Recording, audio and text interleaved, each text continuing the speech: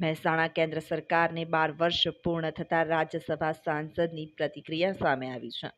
રાજ્યસભા સાંસદ મયંકભાઈ નાયકે કહ્યું કે સરકારે સફળતાપૂર્વક 12 વર્ષ પૂર્ણ કર્યા છે। હવે સરકાર 2047ના વિકસિત ભારતના સંકલ્પ સાથે આગળ વધી રહી છે। આ તબક્કે મયંકભાઈ નાયકે જનતાનો આભાર વ્યક્ત કર્યો હતો। મયંકભાઈ નાયકે કેન્દ્ર સરકારને અભિનંદન પાઠવ્યા છે। કેન્દ્ર સરકારને 12 વર્ષ પૂર્ણ થઈ ચૂક્યા છે અને 12 વર્ષ પૂર્ણ થતાં જ રાજ્યસભા સાંસદની પ્રતિક્રિયા સામે આવી હોય। રાજ્યસભા સાંસદ મયંક નાયકે કહ્યું કે સરકારે સફળતાપૂર્વક 12 વર્ષ પૂર્ણ કર્યા છે અને હવે સરકાર 2047ના વિકસિત ભારતના સંકલ્પ સાથે આગળ વધી રહી છે અને આ તબક્કે મયંકભાઈ નાયકે જનતાનો આભાર માન્યો હતો। સાહેબજી, જે રીતે કેન્દ્ર સરકારના 12 વર્ષ પૂર્ણ થયા છે, અનેક સિદ્ધિઓ છે, આ સિદ્ધિના કેવી રીતે જોયું છે? મહેસાણા જિલ્લાના સપૂત અને દેશના યશસ્વી વડાપ્રધાન માનનીય નરેન્દ્રભાઈ મોદી સાહેબના નેતૃત્વમાં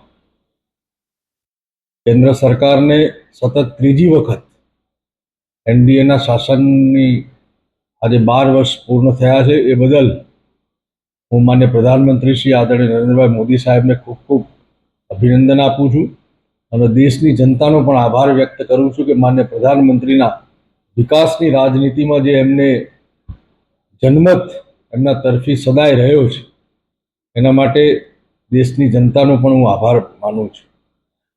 છેલ્લા 2001થી લઈને આજ સુધી એક પણ દિવસની રજા લીધા વગર 24 કલાક સદાય કાર્યરત અને દેશ સેવામાં સતત કાર્યરત માન્ય પ્રધાનમંત્રી દેશ અને દુનિયામાં ભારતની આન બાન અને શાન વધારવામાં, લોકહિતના કાર્યોમાં અને સમાજના છેવાડાના માનવીની અંત્યોદયની યોજનાઓ થકી વિશ્વની મોટામાં મોટી કંપનીઓ પણ આજે ભારત સામે મીટ માંડી અને પોતાના ભવિષ્ય માટે પોતાની ઇન્ડસ્ટ્રીઓ નાખવા માટે જ્યારે દેશમાં આવતી હોય ત્યારે આવો સંપૂર્ણ સૌનો સાથ, સૌનો વિકાસ, સૌનો પ્રયાસ અને સૌનો વિશ્વાસ આ 4 મુખ્ય સૂત્રોને આધારે કેન્દ્રની સરકાર માન્ય પ્રધાનમંત્રી આદરણીય નરેન્દ્રભાઈ મોદી સાહેબના નેતૃત્વમાં ચાલી રહી છે અને 2047માં વિકસિત ભારતના સંકલ્પ સાથે